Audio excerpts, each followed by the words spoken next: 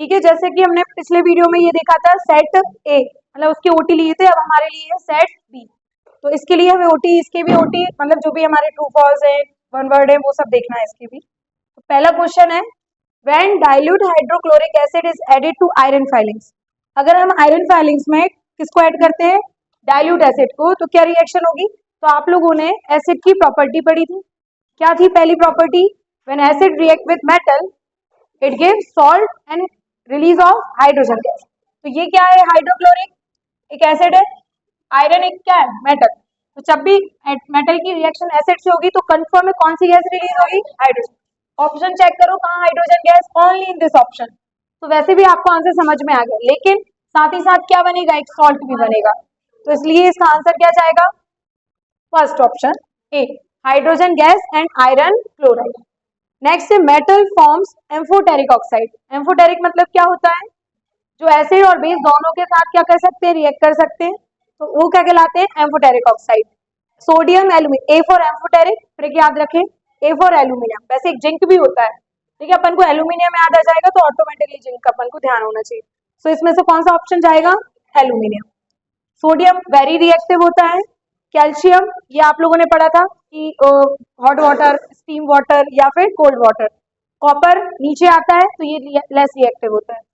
Next है allotrope. What is allotrope, एक ही element के डिफरेंट फिजिकल फॉर्म्स क्या कहलाते हैं, एलोट्रॉप्स।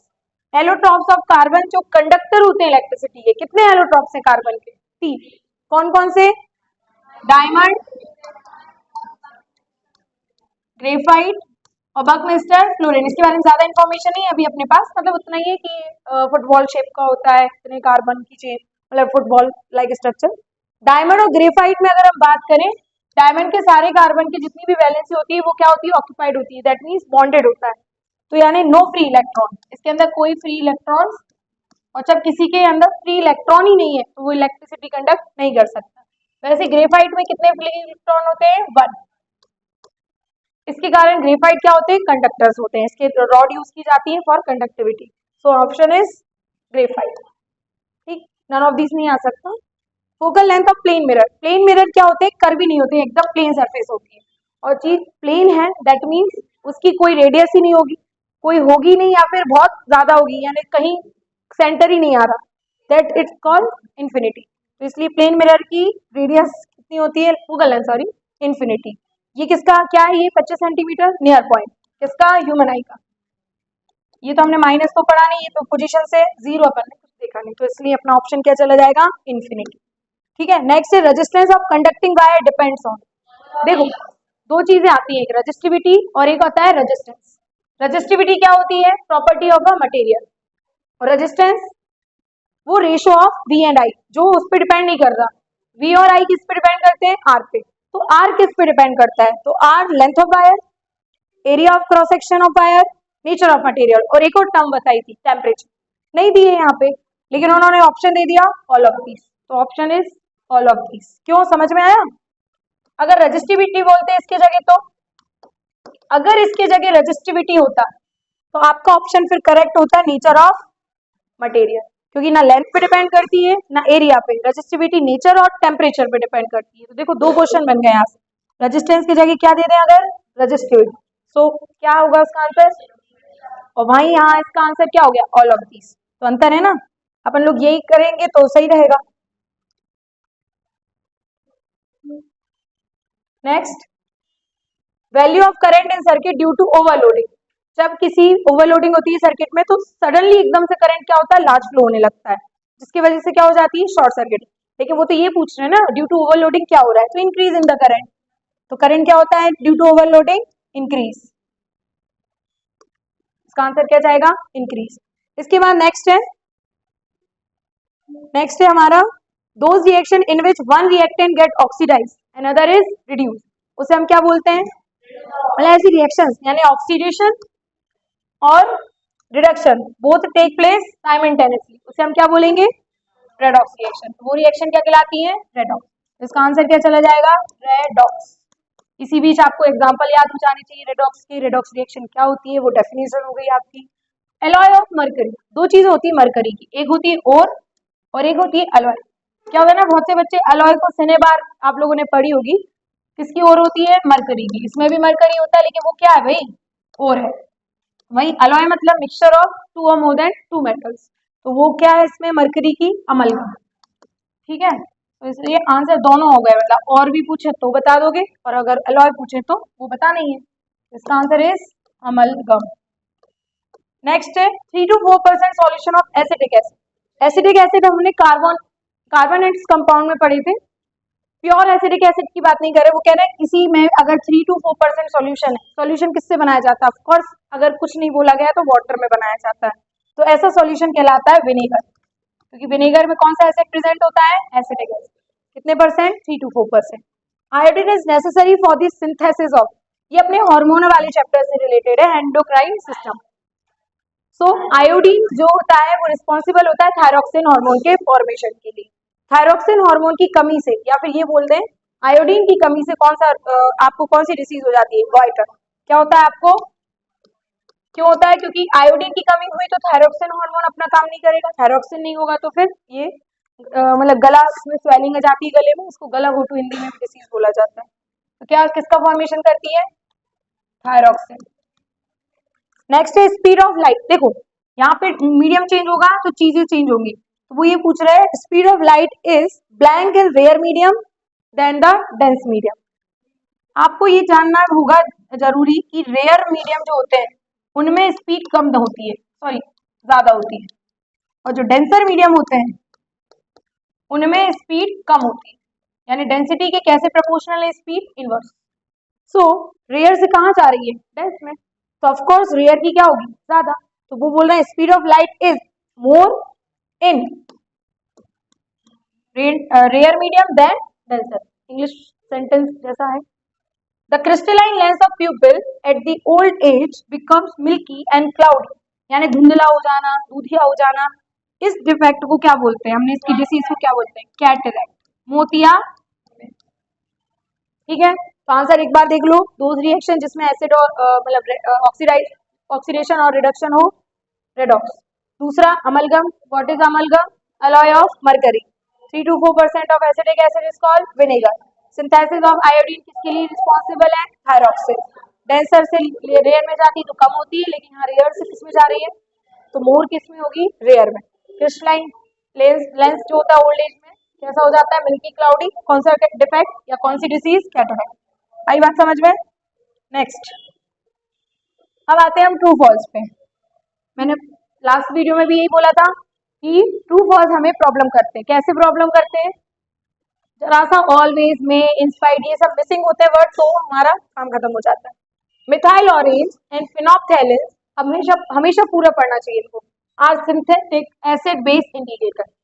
सिंथेटिक मतलब सब जानते हैं मैन मेड, और एसिड और बेस का पता लगाते हैं, इसलिए acid base indicator. What is the answer, true, ये मैन मेड है। नेक्स्ट है, क्यों मिथाइल ऑरेंज कौन सा कलर देता है एसिड की प्रेजेंस में, इसका नेचुरल कलर होता है ऑरेंज। क्या होता है इसका नेचुरल कलर, ऑरेंज। बेस में क्या हो जाता है, और एसिड में क्या होता है, तो एसिड में हो जाता है रेड और बेस में हो जाता है येलो। ठीक है, वही फिनोप्थैलिन कलरलेस होता है। कैसा होता है, ये बेस में कलरलेस ही रहता है, एसिड में क्या हो जाता है, सॉरी एसिड में कलरलेस रहेगा, बेस में हो जाता है पिंक। कैसा हो जाता है, ये बेस की प्रेजेंस में हो जाएगा पिंक और एसिड में कलरलेस। ऑरेंज, मिथाइल ऑरेंज क्या है, मिथाइल ऑरेंज क्या होता है, इसका नेचुरल कलर ऑरेंज, एसिड में रेड और बेस में येलो, और नेचुरल कलर ऑरेंज, इसका कलरलेस ही रहता है। Next, there are 3 chamber in heart of the fish. False.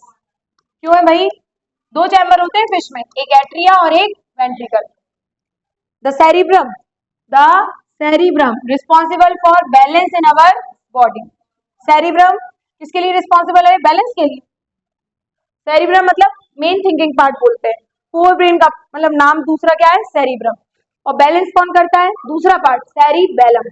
कौन होता है भैया यहाँ पे, सेरिबेलम। और देखो इसलिए अपन को क्या है, स्पेलिंग कंफ्यूज करने के लिए देते हो। तो सेरिब्रम थिंकिंग पार्ट होता है, तो ये ऑप्शन क्या हो गया, मतलब ये फॉल्स।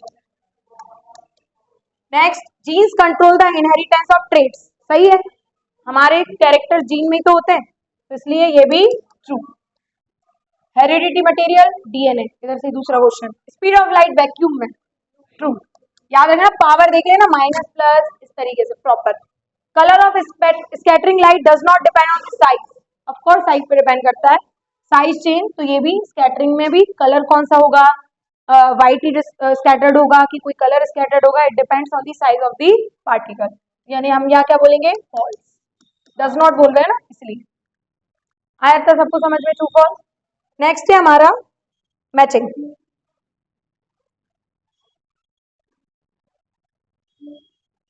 सोडियम हाइड्रोक्साइड, पहले पूरा पढ़ लो, insulin, testosterone, Mendel's experiment, magnetic effect of current, prism. तो क्या करें अब, मिलाना है इनको, है ना, तो मिलाना नहीं रहता, वहां पे लिखना पड़ता है सही के सामने सही। Sodium hydro, match the column में, सोडियम हाइड्रोक्साइड क्लोर एल्कली प्रोसेस, नाम ही क्लोर एल्कली प्रोसेस, एल्कली मतलब बेस और NaOH भी क्या है, बेस, तो इसका आंसर है फर्स्ट। इंसुलिन, पैनक्रियास, कौन सी ग्लैंड है ये, मिक्स्ड ग्लैंड, ये दोनों की तरह काम करती है, डक्ट के रूप में भी और विदाउट डक्ट। टेस्टोस्टेरोन, ठीक है, और प्रोजेस्टेरॉन होता तो फीमेल सेक्स हार्मोन। इसके बाद Mendel's experiment, P plant, P plant का साइंटिफिक नेम याद रखना, पाइसम सटाइवा, सटाइवा।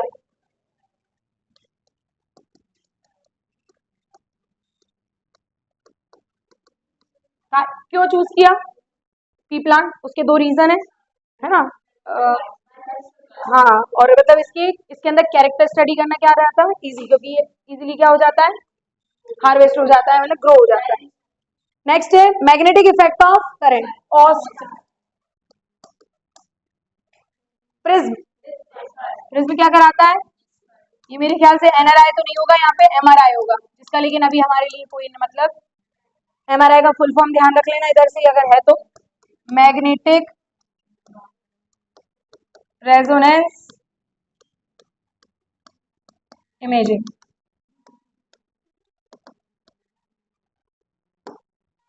चलो next, one word, what is aqua regia, क्या होता है aqua regia, freshly prepared mixture of, किस किस का, concentrated hydrochloric acid and nitric acid, nitric acid का फॉर्मूला, हाँ, कितने रेशो में,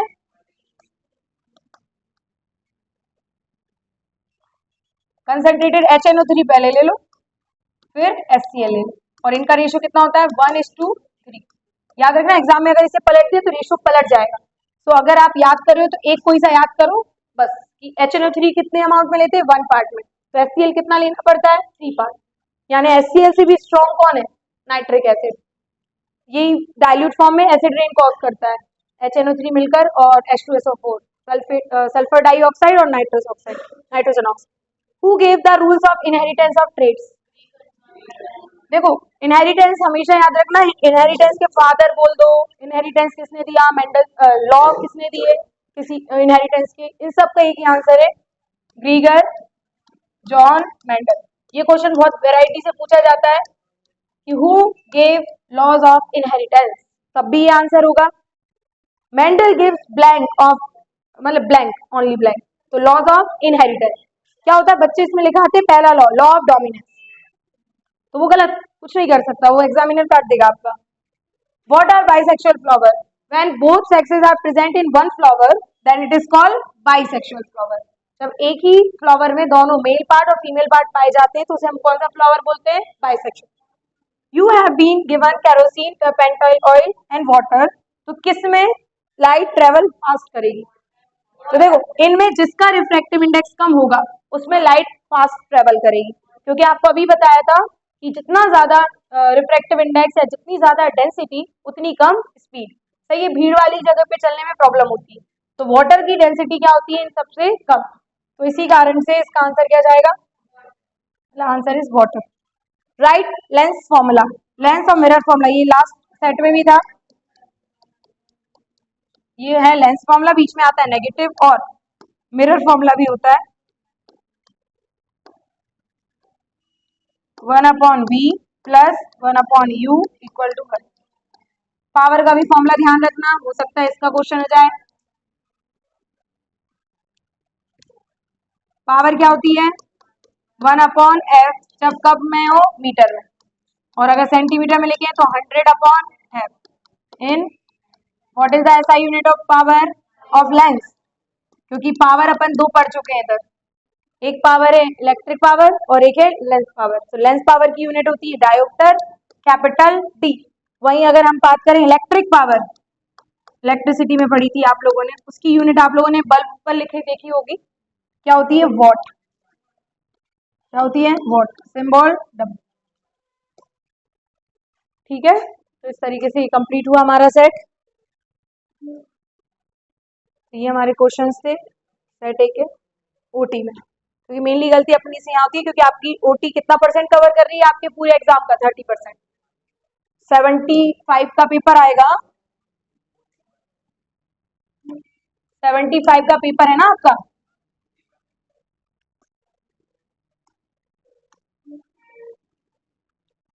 सेवेंटी फाइव का पेपर है, जिसमें से ओटी कितनी आ रही है 30, और 45 का पेपर आ रहा है, नियरली बोलते हैं, और 75 हमारे लिए तो 100 ही है ना। ठीक है, तो उसमें से ये बात हो रही है। तो यार आपके 15 मार्क्स एक्स्ट्रा ही जा रहे हैं क्वेश्चंस में। तो क्वेश्चन में तो आपके पास 4 मार्क्स और 3 मार्क्स के क्वेश्चन तो क्या है डिसाइडेड है, क्या इंपॉर्टेंट क्या नहीं। जैसे अपन इसी सेट की बात कर ले, इसमें आपके जो क्वेश्चंस दिए गए हैं, सिर्फ कंफ्यूजन कहाँ पे आता है 2 मार्क्स के क्वेश्चंस में, किसमें आता है, बाकी न्यूमेरिकल नहीं कम ही आते हैं आप लोगों के में। जैसे देखो लास्ट क्वेश्चन ये दिया है, अपन लास्ट क्वेश्चन से ही शुरू करते हैं। ये देखिए 23 क्वेश्चन क्या दिया है, draw the label diagram of human digestive system. सबको आता है बनाना, आना नहीं आता नहीं है तो बनाना सीख ले, प्रैक्टिस ही तो करनी है, 2 बार प्रैक्टिस करोगे तो। Label diagram of close and open instrument क्या है अब, लेकिन है ना ध्यान रखना और 2 फंक्शन भी लिखना है। तो डायग्राम हो गया 2 नंबर का, 2 नंबर के हो गए फंक्शन। फंक्शन में आप क्या लिख सकते हो, it help in exchange of gases and transportation of CO2, O2 and water vapour. तो इस तरीके से आप फंक्शन में एक्सचेंज है, मेनली इसका काम है ट्रांसपोर्ट, है ना, inside and outside the leaf. इसके बाद अगर हम और ऊपर जाएं, give write name formula structure four saturated. Four saturated मतलब सिंगल बॉन्डेड, सिर्फ फोर्स है जो, कोई उन्होंने कंडीशन नहीं रखी कि पहला ये हो दूसरा हो। अगर ये बोलते सक्सेसिव, सक्सेसिव मतलब होता है एक के बाद, इन्होंने सक्सेसिव नहीं बोला, एनी फोर, तो आप तो मीथेन से ही शुरू हो जाओ। हम तो कह रहे हैं मीथेन, इथेन, प्रोपेन, ब्यूटेन, सबका नेम पहले।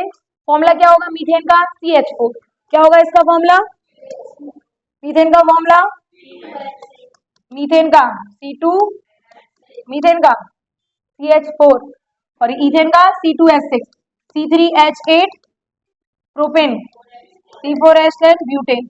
ये कौन है भाई, ये है भाई मीथेन। ये कौन है इथेन, ये कौन है प्रोपेन, ये कौन है ब्यूटेन। आई बात समझ में। और हाँ इसका स्ट्रक्चर, तो स्ट्रक्चर बनाने की क्या ट्रिक्स होती है आप लोगों ने, जैसे सिंगल बॉन्ड है तो पहले कार्बन की बैलेंसी पूरी करो, कितना होती है कार्बन की बैलेंसी 4, तो हमने सब पे क्या अटैच कर दे भाई हाइड्रोजन, डॉट बोलते हैं, तो हमने बताया आपको बॉन्ड की जगह क्या लगा दो डॉट।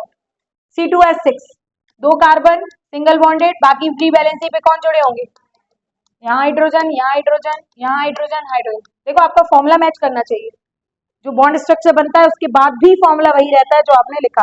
क्या लिखा C2H6, देख लो है कि नहीं है। फिर C3H8, तो 3 कार्बन फ्री बैलेंसी पे हाइड्रोजन, 1 2 3 4 5 6 7 8, ठीक। C4H10 4 कार्बन फ्री वैलेंसी पे हाइड्रोजन। ये देखो आपके कितना इजी क्वेश्चन आ गया। अब बच्चे इसमें भी गलती करें तो फिर क्या करें, वो आपको बुक खोल कर रख दे क्या आपके सामने, तो इसलिए ये ध्यान होने चाहिए स्ट्रक्चर्स। बस यही पूछा है, 4 मतलब एक एक नंबर एक एक का है divided. Next is right and वो डिफरेंस बिटवीन सोप एंड, अच्छे से याद हुआ है, ठीक। नेक्स्ट क्या है हमारा, ये तो लॉजिकल क्वेश्चन हो गए, इसमें आप और वाला ये फर्क नहीं, A milkman adds a very small amount of baking soda to fresh milk. तो इसमें क्या होगा, इसकी पीएच शिफ्ट हो गई, स्लाइडली अल्कलाइन हो गया. तो why does he shift the pH, उसने क्यों किया ऐसा? तो आपको इसमें क्या करना पड़ेगा, आपको पूरा एसिड बेस का आपका लॉजिक क्या है कि पीएच कितनी होती है बेस की, ग्रेटर देन 7. स्टार्टिंग में पीएच कितनी हो रही थी उसकी, लेस देन 6 हो रही थी. तो क्या हो सकता है, वो कन्वर्ट हो सकता था किसमें, कर्ड में. क्यों? क्योंकि जितनी पीएच कम होती जाती है उतनी चीज क्या हो जाती है, एसिड में कन्वर्ट होती है. सो उसको अल्कलाइन बनाए रखने के लिए उसने उसमें क्या ऐड कर दिया, लाइक बेकिंग सोडा ऐड कर दिया, जिससे उसकी पीएच शिफ्ट हो गई कहाँ से, 6 से 7 और 7 से भी आगे निकल गई. तो ठीक है, यानी अभी उसकी कितनी थी, फ्रॉम 6 से स्लाइडली अल्कलाइन करना था ना, तो 6 से वो कहाँ शिफ्ट हुई, 7 पॉइंट समथिंग हो गई, 4 3 2. Why does this milk take a long time to set as a curd? अब उसने उसी मिल्क को गर्म किया, जो भी किया, उसमें कर्ड मिलाया, अब उसे सेट करना है, उसे कन्वर्ट करने के लिए कर्ड में. तो अब वो लॉन्ग टाइम क्यों लेगा? तो इसका एक्सप्लेनेशन इंग्लिश में होना चाहिए आपको, और एक्स्ट्रा भी लिख सकते हो आप इसमें. थोड़ा आप एक्सप्लेन करने के लिए ये बता सकते हो, पीएच इतनी रखो, आपको ये सारे आंसर्स मिलेंगे उसमें सेट के उसके सॉल्यूशंस में. Why does this milk take a long time? So it takes long time to set as a curd because its pH is greater than 7. तो आपको उसको ज्यादा नीचे लाना पड़ेगा, तब वो किस में कन्वर्ट होगा, कर्ड. तो ये 2 क्वेश्चन जैसे 2 नंबर के आ गए. ठीक है, ऐसे इसमें ऊपर equivalents of magnesium ribbon are taken in test tube A and B. HCl is added to test tube A while acetic acid is added to. इस टाइप के क्वेश्चन आते तो नहीं है, लेकिन फिर भी अपन को तो जो सैंपल पेपर है उसको पूरा देखना है.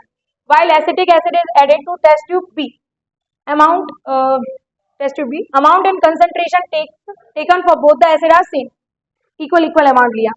In which test tube will the fizzing occur more vigorously and why? I think इसमें वो रिएक्शन की बात कर रहे हैं. तो आप बताइए, एक HCl एसिड है और एक इसमें एसिटिक एसिड, तो कौन ज्यादा रिएक्टिव होगा, कौन, एक है वीक और एक है स्ट्रॉन्ग. तो आपको पूरा एक्सप्लेन करना पड़ेगा कि HCl is a strong acid which easily dissociate and give hydrogen ion.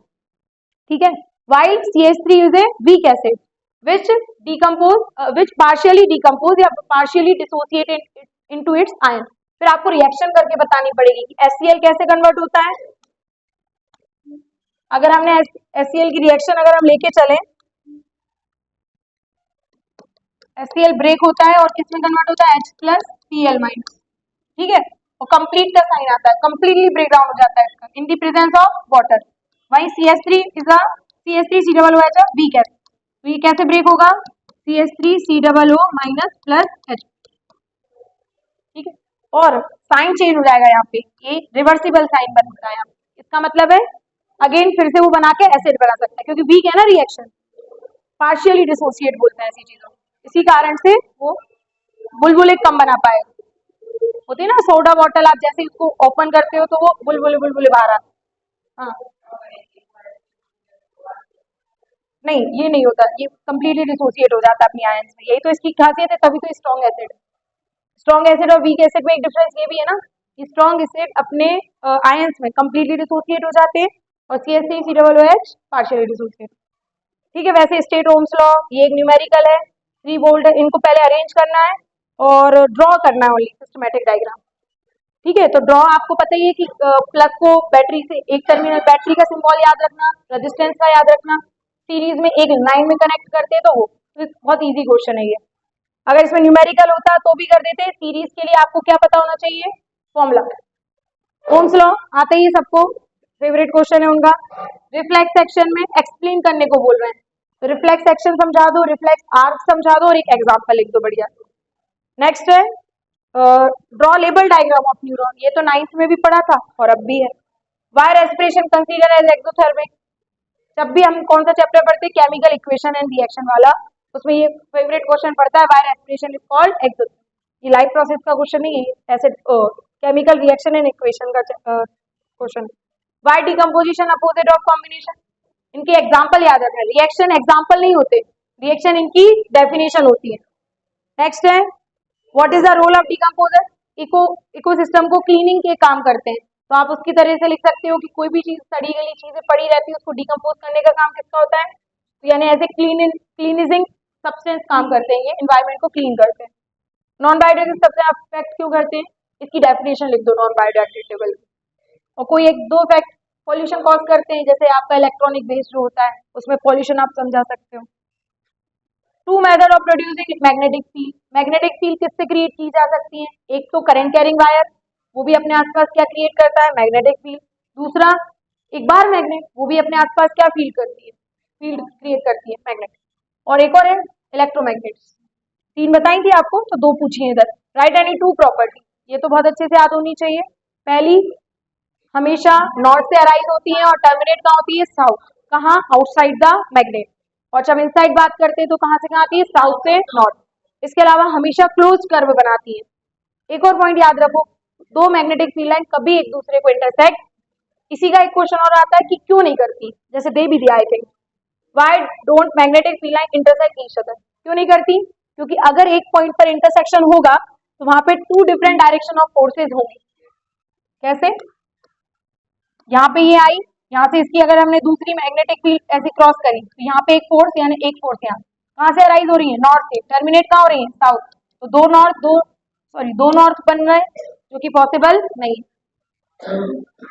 ठीक है, इसके बाद when does N short circuit occur?